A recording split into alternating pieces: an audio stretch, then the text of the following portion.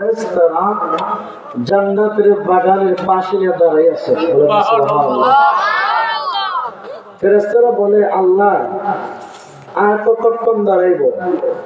আল্লাহ বলেন, ফেরেশতারা রে, আমি তো আমার বন্ধু নবীকে কথা দিয়েছি, দেখি আমার বান্দারা আমি আল্লাহর দরবারের মধ্যে তওবা করে কিনা।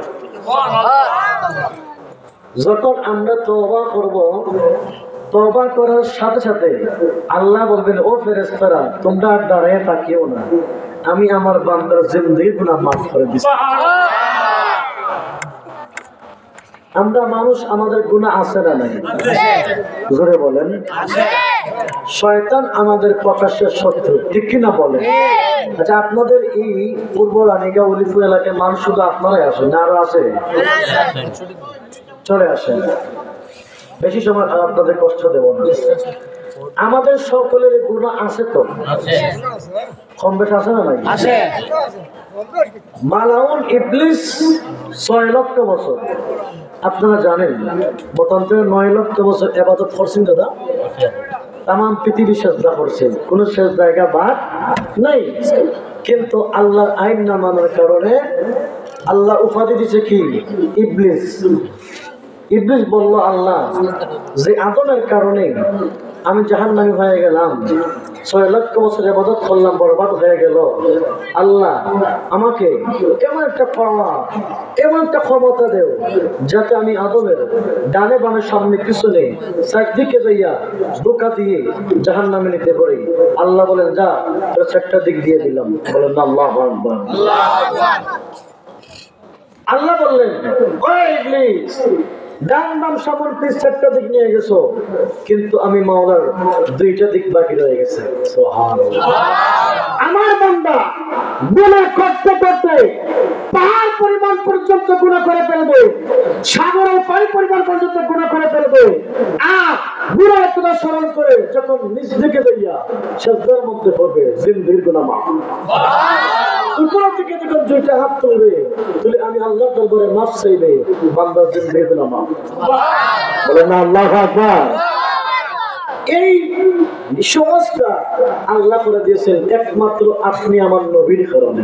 বলেন না সুবহানাল্লাহ। আল্লাহ বলেন, বন্ধু লাউলাকা মা খালাকতুল আফলাক, ও নবী, যদি আমি আপনাকে না বানাতাম, আমি আল্লাহ তামাম পৃথিবীর কোনো কিছু বানাইতাম না।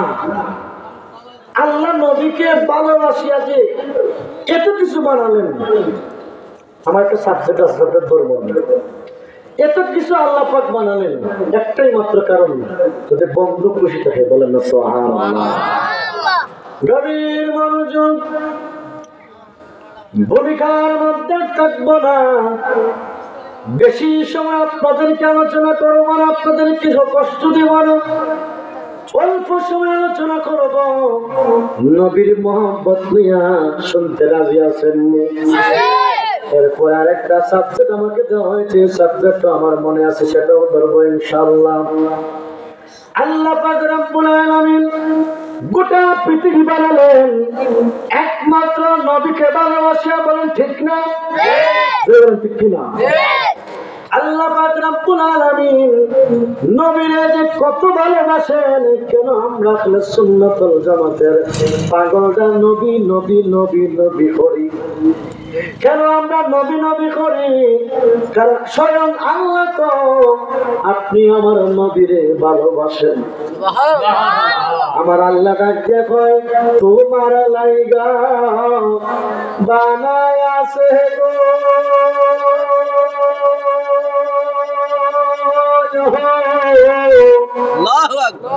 আমার আল্লাহ,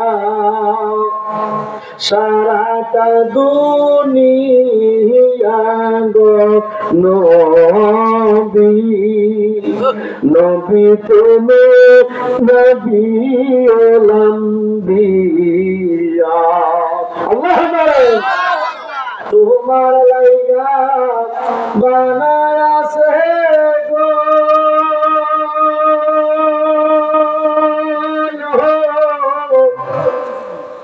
আমার আল্লাহ, সারাটা দুনিয়া গো নবী নবী তুমি নবী ওলাম্বিয়া ঠিক না হাজের নাজের গো তুমি সশরীরে জিন্দা ও হায়াতু নবী জিন্দা নবী গো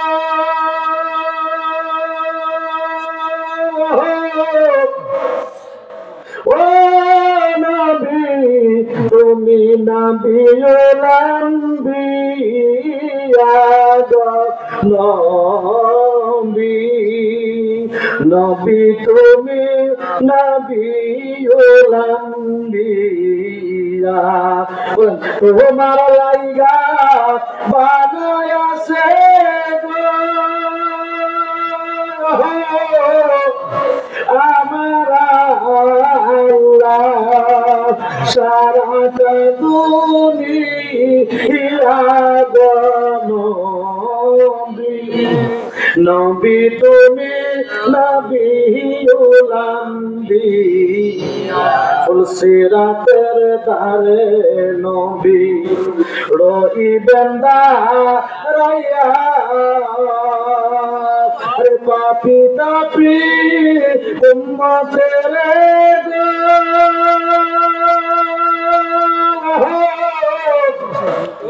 ও নবী দিবেন ফরহায়াত নবী নবী তুমি নবীউল আম্বিয়া জোরে বলে আল্লাহু আকবার কবির মনোযোগ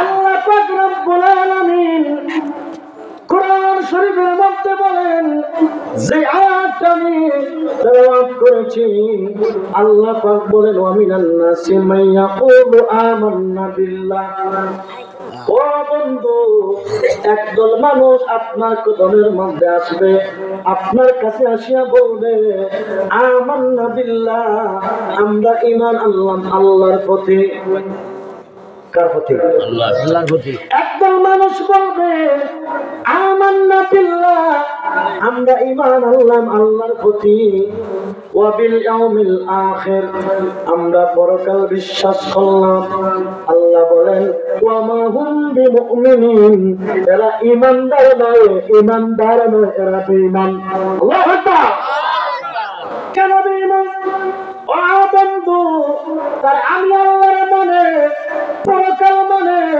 কিন্তু তাদের অন্তরের মধ্যে আপনি নবীর মহব্বত নাই আপনি নবীর ভালোবাসা নাই আপনি নবীর মহব্বত যার অন্তরের মধ্যে থাকবে না সে ঈমানদার নয় বেঈমান আল্লাহু আকবার এই জন্য নবীর ভালোবাসা রাখবে নবীর প্রেম অন্তরের মধ্যে রাখতে হবে অন্তরের মধ্যে রাখতে হবে যদি নবীর প্রেম অন্তরের মধ্যে না থাকে আপনার নামাজ রোজা হজ যাকাত তাসবিহ তাহলে যা কিছু আছে আপনার কোনো কাজে আসবে না কথা বলেন ঠিক না বেঠে স্বয়ং আল্লাহ পাক রব্বুল আলামিন আপনি আমার নবীকে কত ভালোবাসে দুনিয়াটা বানাইলো একমাত্র নবীর জন্য আল্লাহ যে নবীকে কত ভালোবাসে আল্লাহর নাম লিখতে গেলে লাগে 7টা হরফ আলিফ লাম লাম কা কয়টা জোরে বলেন আল্লাহ লিখতে গেলে 7টা হরফ লাগে আল্লাহ বলেন ও বন্ধু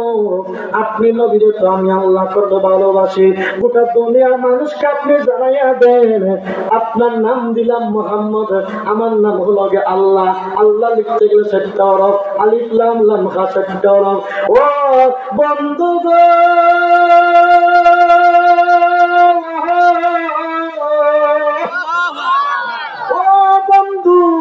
আমার নাম হলো আল্লাহ আপনার নাম দিলাম মুহাম্মদ মুহাম্মদ লিখতে গেল 7টা হরফ লাগে মিম হা মিম দাল কয়টা সুবহানাল্লাহ আরে জোরে আমার আল্লাহ কয় বন্ধু ও বন্ধু বন্ধু একেবারে মধ্যে শেষ নয়, কত ভালোবাসি গো ও বন্ধু। আমার নাম হলো গা, আমার নাম শেষ হইল গা আল আমিন। আলহামদুলিল্লাহি রাব্বিল আলামিন, জোরে বলে আলহামদুলিল্লাহি রাব্বিল আলামিন। ও বন্ধু আমার নামের শেষ হইল গা আল আমিন। আপনি নবী তো আমি আল্লাহ ভালোবাসি, এই জন্য আপনি নাম আপনার নবী নাম দিলাম।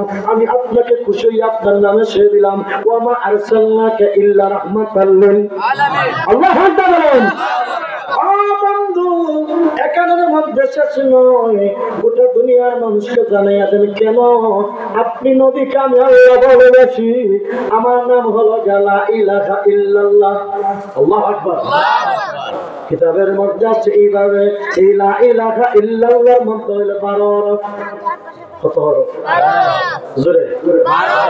আপনারা যারা ছোট্ট খেলে কায়দা করছেন মক্তবে, আলিফ খালি বাম নিচে এক নক্তা করছেন নি, তার উপরে 2 নক্তা, কিছু হরফের উপরে নক্তা আছে, কিছু হরফের নিচে নক্তা আছে, কিন্তু এই লা ইলাহা ইল্লাল্লাহর মধ্যে এই 12টা অক্ষরের মধ্যে কোনো নক্তা নাই। সুবহানাল্লাহ।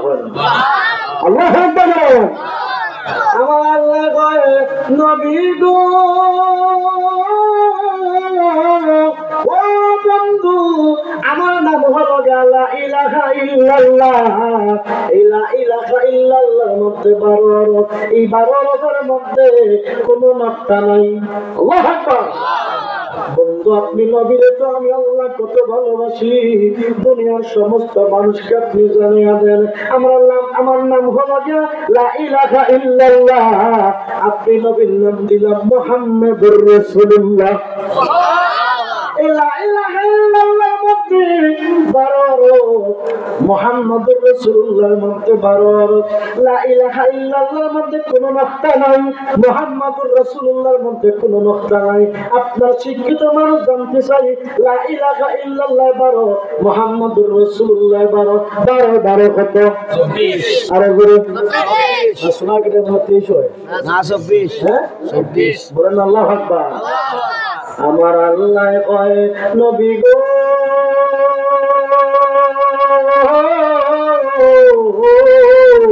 ও বন্ধু লা ইলাহা ইল্লাল্লাহ 12, মুহাম্মাদুর রাসূলুল্লাহ 12, 12 24টা মিলাইয়া আমি আল্লাহ দিন রাইতে 24টা করে দিন রাইতে 24 ঘন্টা বানায়া দিলাম।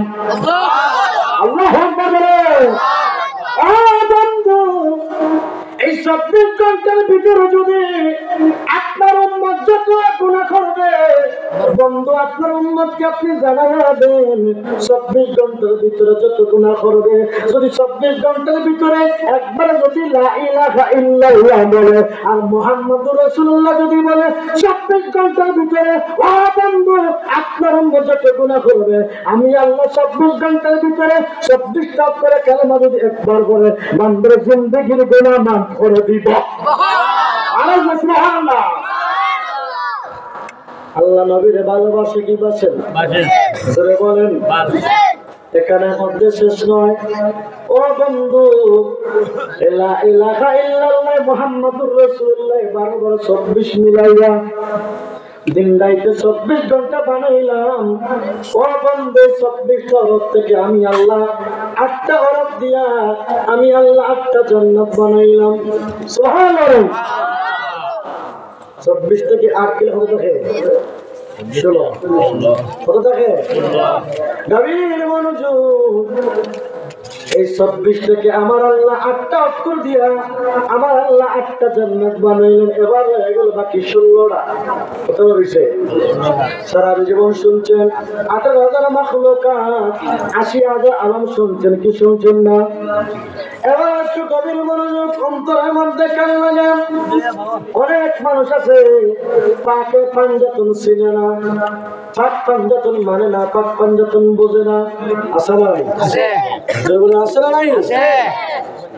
এই পাক পাঞ্জাতনের মধ্যে খেয়াল রাখবেন কিন্তু 8টা হরফ দিয়ে 8টা জান্নাত আল্লাহ বানাইছেন, বাকি রইল 16টা। কটা হয়েছে? 16টা। খেয়াল রাখেন। এবার আছেন এই পাকে পাঞ্জাতনের মধ্যে দয়াল নবীজি মাওলা আলী আর ইমাম হাসান ইমাম হোসেন খাতুনে জান্নাত এই পাঁচজনকে একসাথে বলে পাকে পাঞ্জাতন। কি বলে? পাক মানে পবিত্র, পাঞ্জা মানে পাক, তন মানে দেখো, পাঁচটা পবিত্র দেখো। বলেন না আল্লাহু আকবার। কিছু মানুষ আছে না যে পাক পাঞ্জা তো চিনে না, মানে আসলে চিনে না।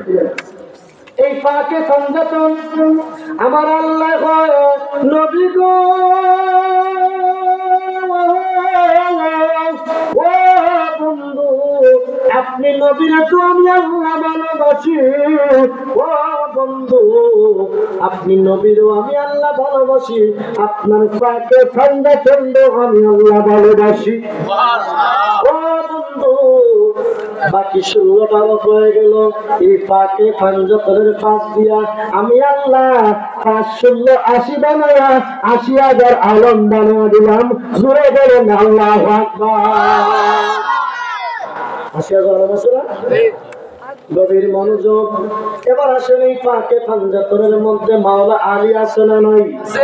যিনি হলেন ইয়া তরিকতের সম্রাট মাওলা আলী। সুবহানাল্লাহ। মাওলা আলী মুসলমান হওয়ার আগে নবীর সাথে সব সময় থাকতেন। 2 দিন চলে যাইত, 3 দিন চলে যাইত, পেটের মধ্যে কোনো খাবার নাই। মাওলা আলীর মা বলতেন, রে আলী তোমার কি পেটের মধ্যে কোনো খিদা লাগে না? ও মা, এমন একজন লোকের সাথে থাকি যে লোকটা দেখলে পেটের খিদা পর্যন্ত লাগে না। বলেন না সুবহানাল্লাহ। আর তো জোরে বলেন সুবহানাল্লাহ। এইরকম মাওলা আলী 3 দিন 4 দিন 5 দিন চলে যায়, নবীর সাথে থাকেন না খাইয়া। সুবহানাল্লাহ। মাওলা আলী অল্প বয়সে নবীজির হাতের মধ্যে হাত রাখিয়া কালেমা পড়ে মুসলমান হয়েছিলেন। বলেন না আল্লাহু আকবার। মাওলা আলী মুসলমান হওয়ার পরে আস্তে আস্তে করে বড় হতে লাগলেন। যে মাওলা আলী তরিকতের সম্রাট ছিলেন, যিনার জন্ম এমন একটা জায়গার মধ্যে হয়েছে তাম পৃথিবীর কোন মানুষের জন্ম সেই জায়গার মধ্যে হয় নাই। জোরে বলেন না আল্লাহু আকবার।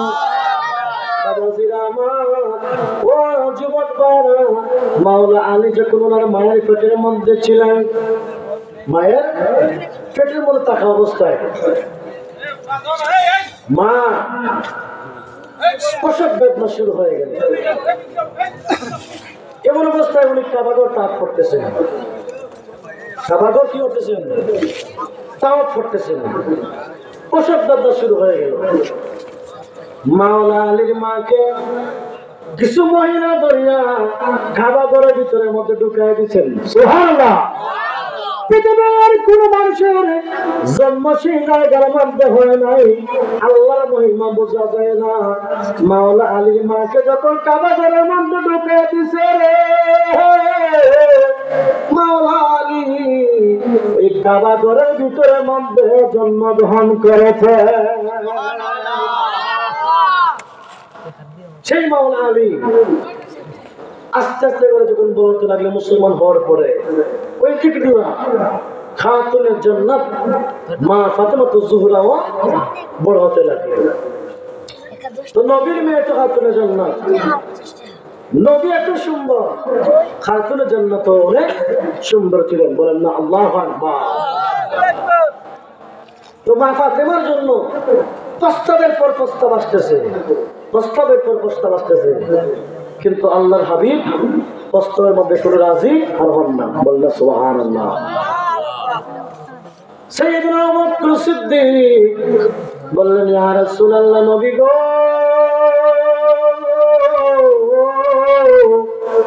ও মায়া নবী, দয়ার নবী, ফাতেমার জন্য প্রস্তাব আসতেছে। রাজা বাদশাহের ছেলেরা প্রস্তাব দিয়েছে, ইয়া রাসূলুল্লাহ, আপনি কি খাতুনে জান্নাতকে বিবাহ দিবেন না? আমার নবী বললেন, ইয়া আবু বকর, ও আবু বকর, আমি তো একজনের জন্য অপেক্ষা করি। সুবহানাল্লাহ। ইয়া রাসূলুল্লাহ, কার জন্য আপনি অপেক্ষা করেন? আবু বকর মাওলার পক্ষ থেকে ইলহাম চলে আসছে, ও আবু বকর, আমি তো আলীর জন্য অপেক্ষা করি। সুবহানাল্লাহ। মাওলা আলী ছিলেন নবীজির চাচাতো ভাই। কি ছিলেন? নবীজির চাচাতো ভাই, আবার পরে হয়ে গেছেন মেয়ের জামাই। বলে সুবহানাল্লাহ।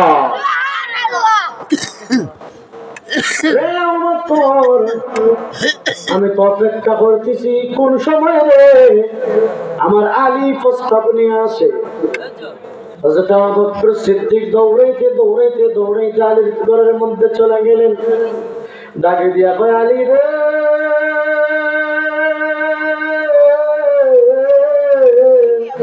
ও আলী, তোমার জীবন ধন্য রে আলী। ও ভাই আবু বকর, কি জন্য আমার জীবন ধন্য?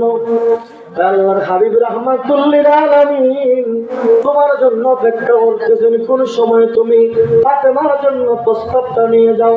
জোরে বলেন না আল্লাহু আকবার।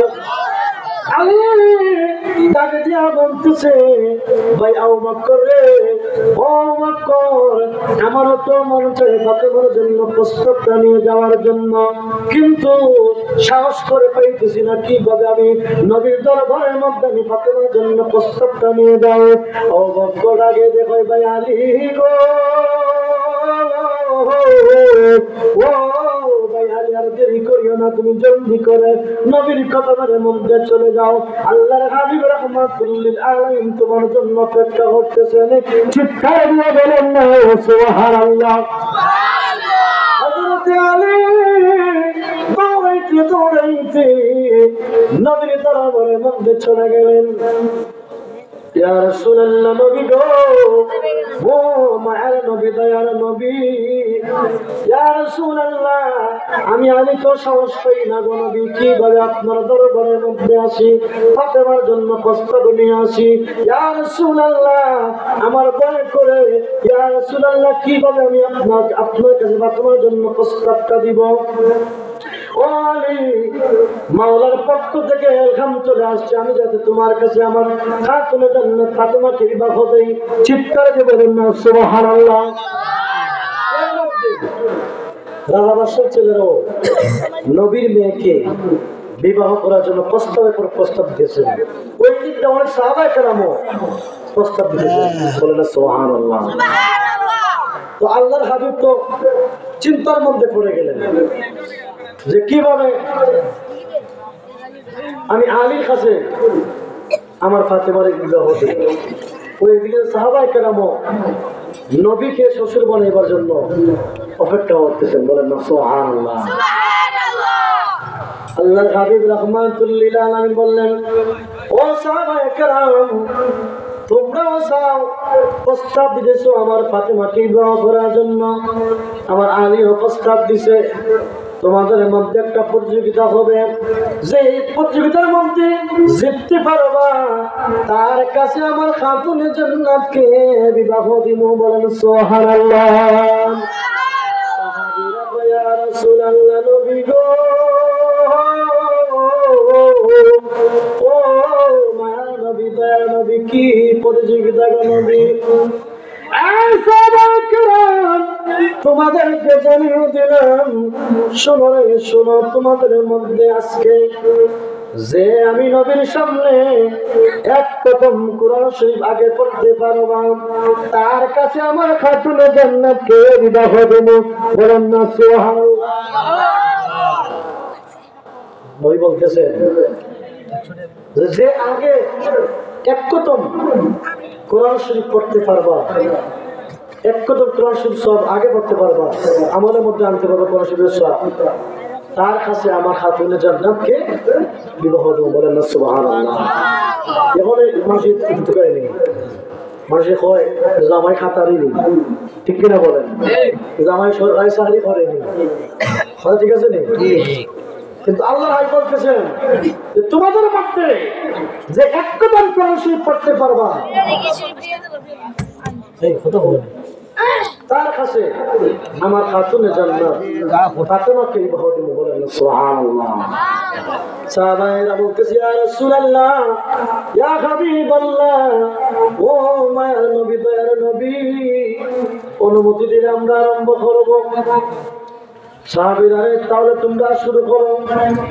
কিতাবের মধ্যে আসছে কোন কোন সাহাবায়ে কেরাম 2 পৃষ্ঠা পড়েছেন, কোন কোন সাহাবায়ে কেরাম 3 পৃষ্ঠা পড়েছেন, কোন কোন সাহাবায়ে কেরাম 4 পৃষ্ঠা পড়েছেন, কোন কোন সাহাবায়ে কেরাম 5 পৃষ্ঠা পড়েছেন। হযরত আলী বলতেছে ইয়া রাসূলুল্লাহ, নবী গো,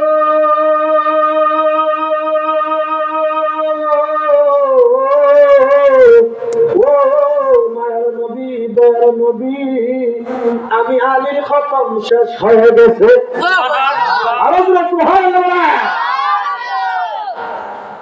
সাহাবায়ে কেরাম বললেন, রে আলী, ও আলী, আমরা কেউ বললাম 2 পৃষ্ঠা, কেউ বললাম 3 পৃষ্ঠা, কেউ বললাম 4 পৃষ্ঠা, কেউ বললাম 5 পৃষ্ঠা, তোমার কিভাবে খতম হয়ে গেল?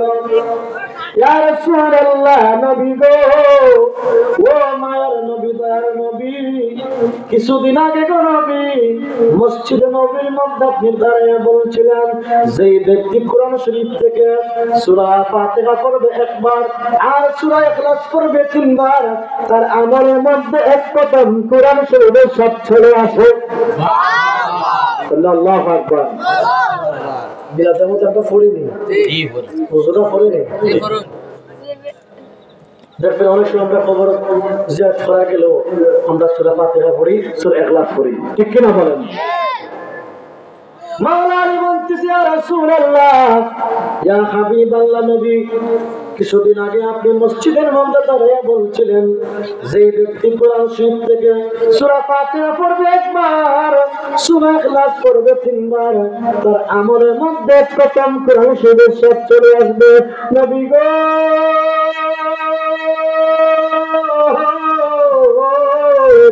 ও মায়ের নবী, দয়ার নবী, ইয়া রাসূলুল্লাহ, ইয়া হাবিবাল্লাহ, আমি এই মুহূর্তে এক কদম কোরআন শরীফের সওয়াবের ভাগীদার হয়ে গেছি গো নবী। আপনি বলেছিলেন সূরা ফাতিহা পড়লে একবার, সূরা ইখলাস 3 বার পড়লে তার আমলের মধ্যে প্রথম কোরআন শরীফের সব চলে আসে। ইয়া রাসূলুল্লাহ, ইয়া হাবিবাল্লাহ, আপনার কথা অনুযায়ী আমি এই মুহূর্তে এক কদম কোরআন শরীফের সওয়াবের ভাগীদার হয়ে গেছি। চিৎকার দিয়ে বলেন সুবহানাল্লাহ। আমার নবী বললেন, রে আলী, ও আলী, তুমি তো আলেগা তরিকতের সম্রাট, এলেমের দরজা, ও আলী, তুমি যে সিস্টেমে যে নিয়মে পড়েছো, সবচেয়ে তোমার আমলের মধ্যে এক কদম কোরআন শরীফের সওয়াবের সবটা তোমার আমলের মধ্যে চলে আসছে। বলেন সুবহানাল্লাহ। আমরা পড়ি না? হ্যাঁ, সাহাবায়ে কেরাম বলতেছে, আলী, কিভাবে তুমি বুদ্ধি খাটাইয়া অল্প সময়ের ভিতরে এক কদম কোরআন শরীফের সওয়াবের ভাগীদার হয়ে গেল? বলেন সুবহানাল্লাহ। আল্লাহ তাই বলতেছে, আলী, তুমি যেহেতু পাস হয়ে গেছো, আমার খাতুনে জান্নাত মা ফাতেমাকে বিবাহ করবা, কিন্তু শর্ত হলে তোমাকে মহারণা দিতে হবে। কি দিতে হবে? কি দিতে হবে? মহারণা দিতে হবে। ইয়া রাসূলুল্লাহ, কত মহারণা? ও আলী, তুমি কিন্তু সাধারণ কোন মেয়েকে বিবাহ তুমি করবে না। ও আলী, এমন একজন মেয়েকে তুমি বিবাহ করবা যিনি হলেন গা জান্নাতি কোটি কোটি মহিলাদের সরদার নিয়ে আমার খাতুনে জান্নাত ফাতেমাকে তুমি বিবাহ করবে। বলেন সুবহানাল্লাহ। আলী রে, ও আলী, মহারণা দিতে হবে 10 দিরহাম। খবর দিতে হবে। কিতাবের মধ্যে আসছে 10 দিরহাম, কোন কিতাবের মধ্যে আছে 6 দিরহাম। ও আলী, আমার ফাতেমাকে তুমি বিবাহ করবা, তোমাকে মহারণা দিতে হবে 10 দিরহাম। ইয়া রাসূলুল্লাহ, নবী গো, ও মায়ার নবী, দয়ার নবী, 10 দিরহাম দিব তো দূরের কথা, আমার ঘরে ভিতরে যা আছে সব যদি বিক্রি করি, ইয়া রাসূলুল্লাহ, 1 দিরহাম হবে না। বলেন না সুবহানাল্লাহ। ইয়া রাসূলুল্লাহ, ঘরের ভিতরে যা আছে সব যদি বিক্রি করি এরপরে কি 1 দিরহাম হবে না, তাহলে কিভাবে আমি 10 দিরহাম দেব? না না না, তোমাকে 10 দিরহামে দেওয়া লাগবে। ইয়া রাসূলুল্লাহ, ইয়া হাবিবাল্লাহ, কিভাবে আমি দেব গো নবী 10 দিরহাম? আলী রে, কিছুদিন আগে যুদ্ধের আগে তোমাকে আমি একটা খেজুর গাছের ডাল দিয়েছিলাম যুদ্ধ করার জন্য। ও আলী, ওই লাঠিটা তুমি বিক্রি করে খেজুর গাছের ডালটা বাজারের মধ্যে বিক্রি করো। ইয়া রাসূলুল্লাহ, ইয়া হাবিবাল্লাহ, ও মায়া নবী, দয়া নবী, এই খেজুর গাছের ডাল তো বাজারের মধ্যে কেউ কিনবে না। সুবহানাল্লাহ। খেজুর গাছের ডাল যদি কেউ একটা বাজারে দাঁড়ায়, খোঁজ দিয়ে 1000 টাকা বিক্রি করবো, কেউ কিনবো নি? 500 টাকা বিক্রি করবো, কেউ কিনবো নি? করে করে খাইয়া খাম না, বাড়িতে দাওয়া করছেন খেজুর গাছের ডাল, ঠিক কিনা বলেন? ইয়া রাসূলুল্লাহ, ইয়া হাবিবাল্লাহ, ও নবী, খেজুর গাছের ডাল তো কেউ কিনবে না। আল্লাহু আকবার বলেন। কিছুদিন আগে যে তোমাকে লাঠিটা আমি দিয়েছিলাম ওইটা বিক্রি করো যুদ্ধের আগে। ইয়া রাসূলুল্লাহ, নবী, এটা তো আপনি আমাকে দান করেছিলেন। দেখেন সাহাবায়ে কেরাম যুদ্ধের ময়দানের মধ্যে যুদ্ধ করতেন লাঠি নিয়ে, আর কাফের বেঈমানরা যুদ্ধ করতো তলোয়ার নিয়ে, ধনুক নিয়ে। তলোয়ার দিয়ে যখন আঘাত করতো লাঠির মধ্যে, তলোয়ার ভেঙে 2 টুকরো হয়ে যেত। সুবহানাল্লাহ। লাঠি লাঠি থাকতো। আল্লাহু আকবার।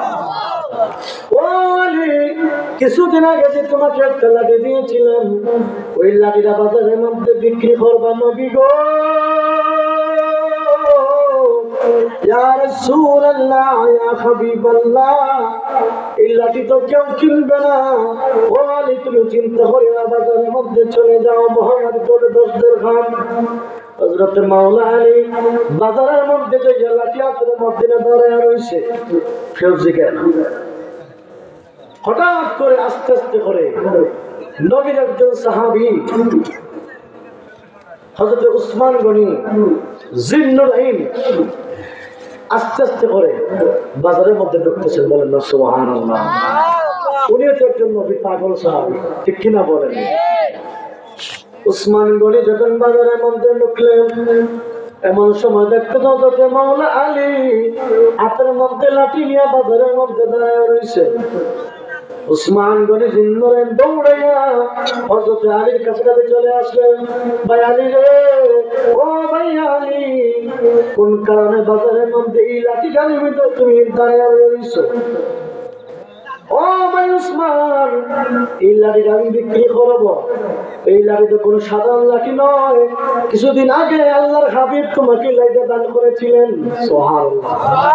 ও ভাই আলী, লাঠি বিক্রি করবা, যদি কোন কাফের বেঈমানরা এই লাঠিটা যদি কিনে নিয়ে যায়, আর যদি যুদ্ধ লাগবে মুসলমানদের সাথে, যুদ্ধ লাগলে কাফের বেঈমানদের সাথে আমরা যুদ্ধের মধ্যে জিততে পারবো না, কারণ এই লাঠির মধ্যে তো আল্লাহ নবীর হাত মুবারকের স্পর্শ আছে। বলেন সুবহানাল্লাহ। ও ভাই আলী, এই লাঠিটা তুমি কত বিক্রি করবা? এই লাঠিটা আমি 10 দিরহাম বিক্রি করব। ভাই আলী রে, ও ভাই আলী, তোমাকে জানাইয়া দিলাম এই লাঠিটা মাত্র তুমি 10 দিরহাম বিক্রি করবা। যদি তুমি বলতা রে উসমান, তোমার যত ধন সম্পদ আছে সব ধন সম্পদের বিনিময়ে তুমি আমার কাছে বিক্রি করবা, আমি আমার সমস্ত ধন সম্পদের বিনিময়ে এই লাঠিটা তোমার কাছ থেকে কিনে নিতাম। বলেন না সুবহানাল্লাহ। নবীর পাগল সাহাবী 10 দিরহাম দিয়ে হযরত আলীর কাছ থেকে লাঠি কিনে নিলেন। হযরত মাওলা আলী লাঠি বিক্রি করে এক কদম সামনে যায়, আবার পিছনে তাকায় লাঠির দিকে। হায় রে লাঠি, তুমি আমার কাছে ছিলা, কিন্তু আজকে থেকে তুমি আমার কাছ থেকে পর হয়ে গেলাম, তোমাকে বিক্রি করে দিলাম। আরেক কদম সামনে যায়, আবার নবীর হাতের লাঠি বড় করে পিছনের মধ্যে তাকায়। হযরত উসমান গনি জিন্নুরাইন বুঝতে পারলেন, ডাক দিলেন, ভাই আলী, আর দেরি করে না, আসো, আমার কাছে দিন চলে আসো। আসলেন, বলেন ভাই, আমি এই লাঠিটা কিনে নিয়েছিলাম, আমি আবার আপনাকে এই লাঠিটা আমি দান করে দিলাম। বলেন সুবহানাল্লাহ। সাহাবায়ে কেরামের ভালোবাসা নবীর যে কতটুকু নবীর প্রতি প্রেম ভালোবাসা ছিল, এক একজন সাহাবায়ে কেরাম এক একজন সাহাবার প্রতি যে কত ভালোবাসা ছিল। মাওলা আলী দশদের সামনে খাতুন জান্নাতকে মহারা দিয়ে বিবাহ করলেন, বলেন সুবহানাল্লাহ। তো আমি বলেছিলাম যে আল্লাহ পাক নবীরে কতটুকু ভালোবাসেন, ঠিক কিনা বলেন? আর নবীকে সাহাবায়ে কেরাম যে কতটুকু ভালোবাসেন, আর এক একজন সাহাবায়ে কেরামকেও আর এক একজন সাহাবায়ে কেরাম তাদের ভাইকে কতটুকু ভালোবাসতেন। আমরা ওই নবীকে সাহাবায়ে কেরামকে ভালোবাসতে চাই কি চাই না? চাই কি চাই না? উসমান গনি বললেন, ভাই আলী, যদি আজকে তুমি বলতে আমার যত ধন সম্পদ আছে সমস্ত ধন সম্পদের বিনিময়ে তুমি লাঠি বিক্রি হবা, আমি আমার ধন সম্পদ দিয়েও নবীর হাতে লাঠি বার্তা কিনতাম। বলেন না সুবহানাল্লাহ। তো এই পৃথিবীর মধ্যে আমরা কেউ থাকবো না। আজকের যে মাহফিলটা মসজিদ কমিটির উদ্যোগে, ঠিক কিনা বলেন? মসজিদ কমিটির উদ্যোগে এই মাহফিলটা প্রত্যেক বছর আসে না নাই, এবং মসজিদের এখানে বলা হয়েছে যে কিছু কালেকশন করার জন্য। মসজিদ হলো আল্লাহর ঘর, ঠিক কিনা বলেন? মসজিদ আল্লাহর ঘর। মসজিদটা কোন দিকে দিকে লাগে নাকি মসজিদটা? জি জি। তো মসজিদ হলো গিয়া আল্লাহর ঘর। কেউ 10 টাকা দিয়ে, কেউ 500 টাকা দেয়, কেউ 1000 টাকা দেয়, কেউ 10,000 টাকা দেয়, কেউ 1 লাখ টাকা দেয়, ঠিক কিনা বলেন? তো মসজিদে কিছু খাস বাকি আছে, ঠিক আছে না হুজুর? কিছু খাস বাকি আছে, তো জি খাস বাকি আছে। তো এই মসজিদের জন্য আপনারা বলেন কি দিবেন? মসজিদের জন্য, মাহফিলের জন্য, মসজিদের জন্য কালেকশন করার জন্য বলা হয়েছে। বলেন তো একজনে বলেন যে আমি মসজিদের জন্য 5,000 টাকা দেব, আপনার জন্য দোয়া করা হবে ইনশাআল্লাহ। বলেন কেউ আছেন?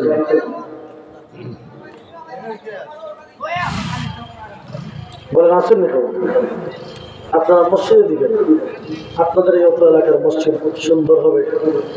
প্রায় জায়গা থেকে মসজিদে কাজ চলতেছে এবং চলে, মসজিদ সুন্দর হতেছে, ঠিক কিনা বলেন?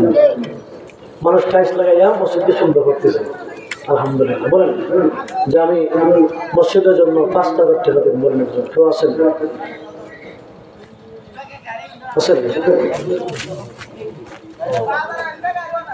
আচ্ছা বলেন যে 1,000 টাকা করে বলেন। আপনাদের হয়তো মনে হয় এলাকার অবস্থা ভালো নয়, বলেন যে আমি মসজিদের জন্য 1,000 টাকা দেব। বলে একজন বলেন আসেন না? একজনের খাতা নিয়ে আসেন, ইনশাল্লাহ উঠবে মসজিদের জন্য, ইনশাল্লাহ উঠবে। নাই নিবা আপনার এলাকার মধ্যে সবাই গরিব নেই, বলেন যে আমি মসজিদের জন্য 1,000 টাকা দান করব। নারে তাকবীর, নারে রিসালাত, আহলে সুন্নাত ওয়াল জামাত। এর নামটা কি? লিখতেছে কে? লিখতেছে কে? লিখবে একজন লিখেন। বাচ্চা নয়, আল্লাহ তোমার মায়ের বান্দা বাচ্চু ভাই।